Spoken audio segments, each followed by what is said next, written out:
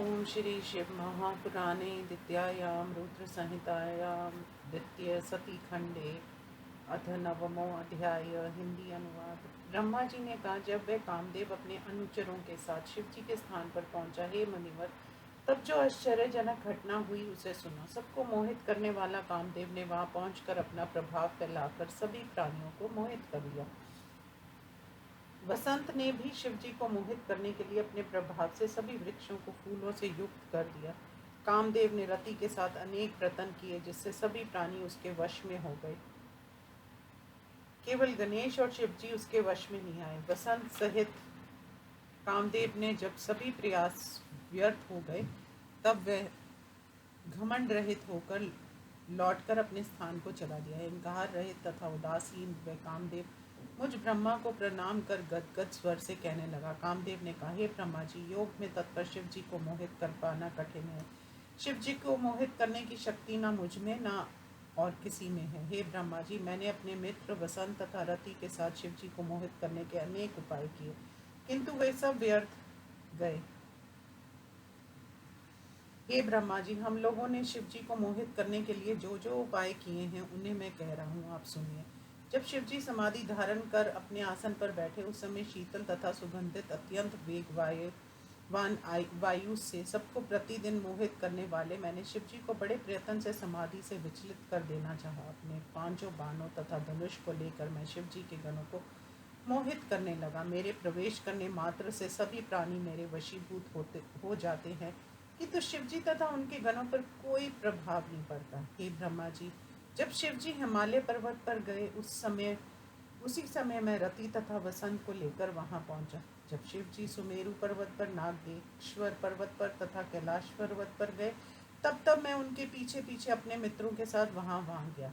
जब शिवजी ने किसी प्रकार समाधि नहीं छोड़ी, तब मैंने उनके सामने 2 चक्र बनाए। हे ब्रह्मा जी, तब भाव युक्त भूर्यु दल ने स्त्री पुरुष के कर्म से अनेक प्रकार के उत्तम भावों को प्रकट किया। गणों सहित नीलकंठ महादेव जी के समीप में उपस्थित मृगों तथा पक्षियों ने मोहित होकर अपने भाव प्रकट किए। मोर के जोड़े नए काम भाव से उत्सुक होकर शिव जी के सामने अनेक प्रकार के भाव दिखलाए। हे ब्रह्मा जी, मैं सत्य कहता हूँ कि शिव जी को मोहित करने के लिए मैं बाण चलाऊं, ऐसा अवसर मुझे नहीं मिला। अंत उन्हें मोहित करने की मेरी शक्ति नहीं है। हे महाभाग, मैं सत्य सत्य कह रहा हूँ। वसंत ने भी उन्हें मोहित करने के लिए जो कर्म किया उसे आप सुनिए। चंपक, केसर, बाल, हाउबेर, कारम, फूल प्रियुंग, पाटल, नागे, केशर, पुनाग, किंचुक, केवड़ा आदि उत्तम फूलों को, मालती, मल्लिका, पूर्वक आदि फूल पत्तियों के समूह को वहां विकसित कर दिया जहां जहां शिवजी रहते थे। वसंत ने शिवजी के आश्रम के समीप स्थित सरोवरों के कमलों को विकसित कराकर मलय पवन से उन्हें सुगंधित कर दिया। सभी लताएं अंकुरित एवं पुष्पित होकर वृक्षों से लिपट गई थी। सुगंधित वायु से विकसित वृक्षों के उस पुष्प समूह को देखकर मुनिजन भी काम पीड़ा से व्याकुल हो गए। इतना होने पर भी मैंने शिवजी को मोहित होने का कोई लक्षण नहीं देखा और ना उन्होंने मेरे ऊपर क्रोध ही किया। ये सब देखकर और उनकी भावना को जानकर मैं शिवजी को मोहित करने के प्रण से जिसलिए विमुख हुआ हूँ, उस कारण को आपसे कहता हूँ। यदि वे समाधि को छोड़कर मुझे देखेंगे तो मैं उनके सामने टिक नहीं सकूंगा। ऐसे शिवजी को कौन मोहित करेगा। जलती हुई अग्नि के सदृश आंख वाले विकराल जटारशी को धारण करने वाले तथा त्रिशूलधारी शिवजी के सामने हे ब्रह्मा जी कौन टिक सकता है। ब्रह्मा जी ने कहा, हे कामदेव, तुम्हारी इस बात को सुनकर मैं ब्रह्मा कुछ कहना चाहता हुआ भी नहीं कह पा रहा हूँ। मैं चिंतित हो गया हूँ। हे मुनिवर, जब कामदेव ने ये कह दिया कि मैं शिवजी को मोहित करने में असमर्थ हूँ, ये सुनकर दुख के कारण मेरा श्वास चलना ही रुक गया है। उसके बाद मेरे श्वास से अनेक रूपों वाले महाबली जीव को लपाने वाले अत्यंत डरावने गण पैदा हुए। कोलाहल करने वाले वे असंख्य गण पठय आदि बाजों को बजाने लगे। मेरे श्वास से उत्पन्न वे गण मेरे सामने खड़े होकर मारो काटो कहने लगे। जब वे गण मुझे मारने काटने के लिए तत्पर हो गए, तब कामदेव ब्रह्मा जी से कहने लगे। कामदेव उन गुणों को रोक कर उन गणों के सामने मुझसे कहने लगा। कामदेव ने कहा, हे ब्रह्मा जी, हे प्रजाओं के स्वामी, संपूर्ण सृष्टि के परवर्तक, ये विकराल तथा भयंकर वीर कौन है। हे ब्रह्मा जी, ये क्या करेंगे, कहाँ रहेंगे, बतलाइए। इनका क्या नाम है, इन्हें काम में लगाइए। इन्हें इनका काम सौंपकर, इनका नाम रखकर इनके निवास की व्यवस्था कर, हे देवेश, कृपा करके आप मुझे यथोचित आज्ञा दीजिए। ब्रह्मा जी ने कहा, हे मुनिवर, उसकी इस बात को सुनकर संसार की सृष्टि करने वाले मैं उनके कर्म आदि का निर्देश करता हुआ बोला। ब्रह्मा जी ने कहा, इन्होंने पैदा होते ही मारे, ऐसा बार बार कहा, अंत इनका नाम मार ही हो गया। जो इनकी पूजा नहीं करेंगे, ऐसे कामी पुरुषों के प्रत्येक कार्य में ये गण सदैव विघ्न किया करेंगे। हे कामदेव, तुम्हारे पीछे चलना इनका कार्य होगा और ये सदैव तुम्हारे सहायक होंगे।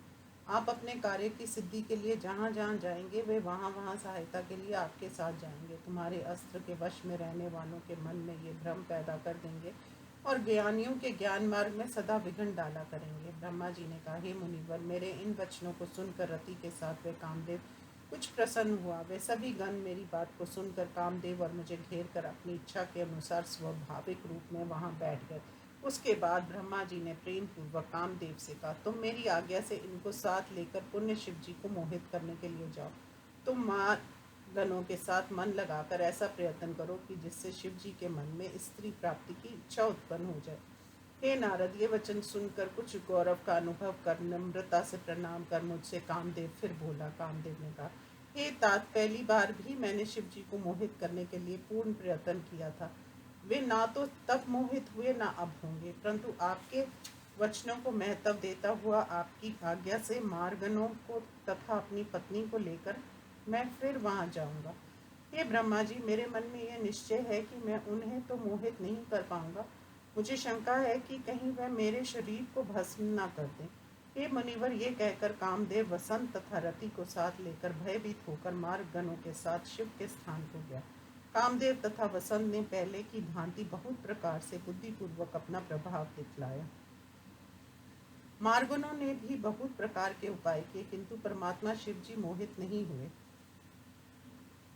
कामदेव लौटकर पुनः मेरे पास चला आया। मार्गन भी घमंड रहित तथा निराश होकर मेरे सामने आए। प्रसन्नता रहित कामदेव, वसंत तथा मार्गन मेरे सामने बैठकर प्रणाम कर मुझसे कहने लगे, हे तात, हमने पहले से भी अधिक प्रयत्न उन्हें मोहित करने के लिए किए, किंतु वे ध्यान में लगे हुए थे। अंत वे थोड़े भी नहीं मोहित हुए। दयालु शिव जी ने मेरा शरीर भी मेरे पहले पुष्पों के कारण नहीं जलाया, क्योंकि वह प्रभु निर्विकारी हैं। हे ब्रह्मा जी, यदि आपकी इच्छा है कि शिव जी स्त्री को ग्रहण करें तो अहंकार रहित होकर दूसरा उपाय कीजिए, ये मेरा विचार है। ब्रह्मा जी ने कहा, ऐसा कहकर कामदेव मुझे प्रणाम करो और गर्भ को देने वाले दीन वत्सल शिव जी का स्मरण करते हुए अपने आश्रम को चल दिया। इस प्रकार श्री शिव महापुराण में काम प्रभाव मार्ग गणोत्पत्ति वर्णन नामक 9वां अध्याय समाप्त। अथ 10वां अध्याय। नारद जी ने कहा, हे ब्रह्मा जी, विधि महाभाग, शिव जी में आसक्त बुद्धि वाले आप धन्य हैं। आपने परमात्मा शिव जी के सुंदर चरित्र का वर्णन किया है। रति और मार्गनों के साथ कामदेव के अपने आश्रम में चले जाने के बाद फिर क्या हुआ? आपने क्या किया? उस चरित्र को आप सुनाइए। ब्रह्मा जी ने कहा, हे नारद, तुम प्रेम पूर्वक शिव जी के चरित्र को सुनो, जिससे सुनने मात्र से पुरुष काम विकारों से रहित हो जाता है। परिवार के साथ जब कामदेव अपने आश्रम में चला गया, उसके बाद जो हुआ उसे तुम मुझसे सुनो। हे नारद, शिव जी ने अपना मनोरथ पूरा होते ना देखकर मेरे हृदय में आश्चर्य हुआ और मेरा घमंड नष्ट हो गया। मैं अपने मन में सोचने लगा कि निर्विकारी जितात्मा योग तत्पर शिव जी स्त्री का ग्रहण कैसे करेंगे। इस प्रकार बहुत विचार कर हे मुनि, मेरा घमंड समाप्त हो गया तथा अपने शरीर को देने वाले, दूसरों का कल्याण करने वाले हरि का मैंने भक्ति पूर्वक स्मरण किया। 3 वचनों से युक्त होकर उत्तम स्तोत्रों द्वारा मैंने उनकी स्तुति की। उसे सुनकर भगवान मेरे सामने प्रकट हुए। चतुर्भुज, कमल नयन, शंख पद्म तथा पीले वस्त्रों को धारण करने वाले, सांवले शरीर वाले भक्तों के प्रिय हरि को उस प्रकार बार बार देखकर शरणागत वत्सल भगवान की मैंने पुनः प्रेम पूर्वक स्तुति की। अपने भक्तों के दुखों का नाश करने वाले विष्णु भगवान उस स्तोत्र को सुनकर और ब्रह्मा जी को अपनी शरण में आया देखकर वह प्रसन्न होकर बोले। भगवान हरि ने कहा, हे ब्रह्मा जी, हे महाप्राज्ञ, हे सृष्टिकर्ता, तुम धन्य हो। तुमने किस लिए आज मेरा स्मरण किया और किस लिए ये स्तुति की?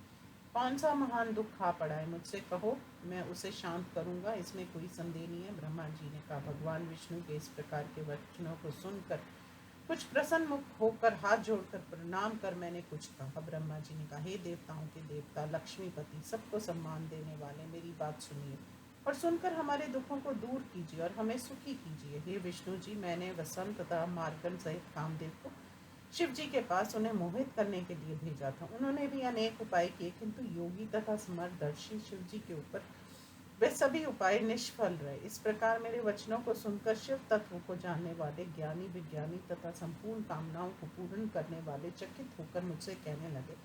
विष्णु जी ने कहा, हे पितामह, किस लिए तुम ऐसा सोचने लगे? सद्बुद्धि पूर्वक सब विचार कर हे ब्रह्मा जी सच सच मुझसे कहो। ब्रह्मा जी ने कहा, हे तात, उस चरित्र को सुनिए। आपकी माया सभी को मोहित करती है, उसी के अधीन ये सुख दुखमय संपूर्ण संसार है, जिसे आपकी माया द्वारा प्रेरित होकर मैं इस पाप को करने के लिए प्रवृत्त हुआ। हे देवेश, आपकी आज्ञा से मैं उसे कहता हूँ। सृष्टि के आरंभ में दक्ष आदि 10 पुत्र और एक सुंदरी कन्या उत्पन्न हुई। छाती से धर्म, मन से कामदेव और देह से तो अनेक उत्पन्न हुए। वाणी से उत्पन्न उस कन्या को देखकर मैं मोहित हो गया।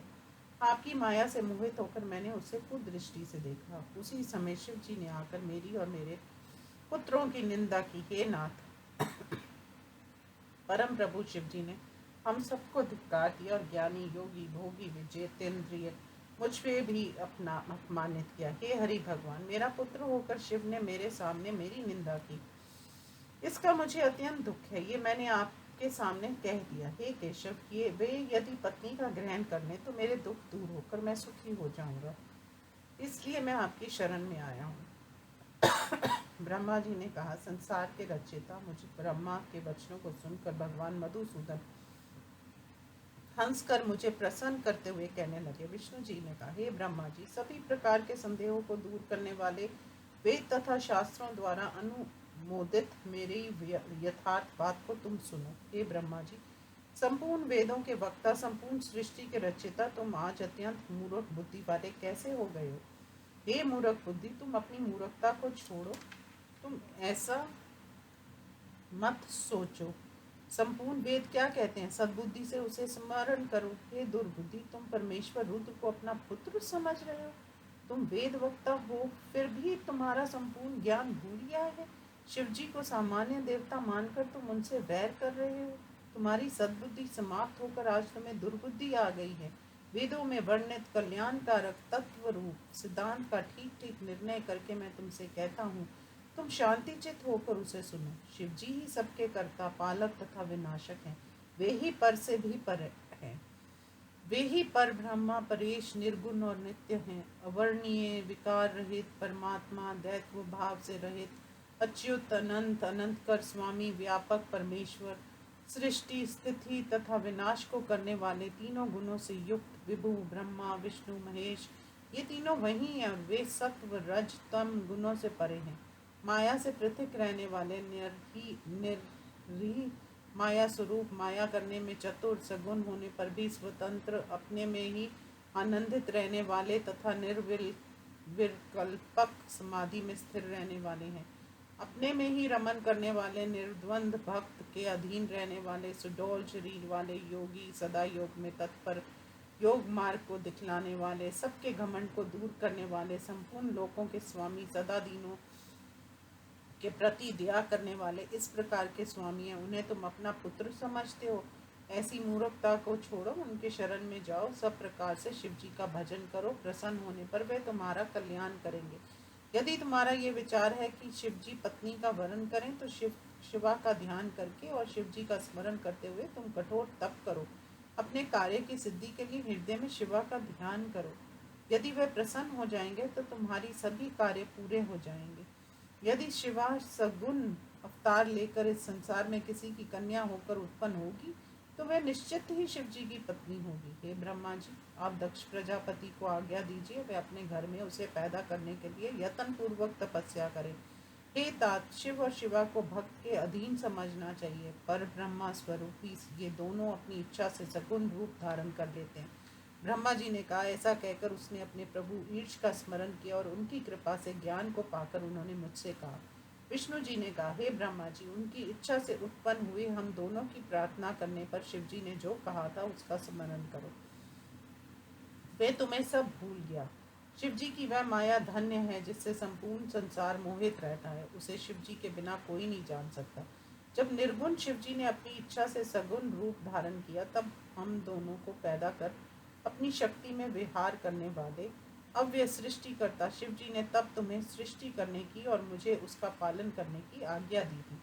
तब हम दोनों ने हाथ जोड़कर सिर झुकाकर शिव जी के समीप जाकर ये कहा था कि आप ही सर्वेश तथा सगुण रूप धारण करने वाले हैं। ऐसा कहने पर विविध प्रकार की लीलाओं में कुशल दयालु आकाश की ओर देखकर प्रेम से बोले, विष्णु मेरा ही रूप है। इसी प्रकार ब्रह्मा से उत्पन्न होकर संसार में रुद्र नाम से प्रसिद्ध होने वाला भी मैं ही हूँ।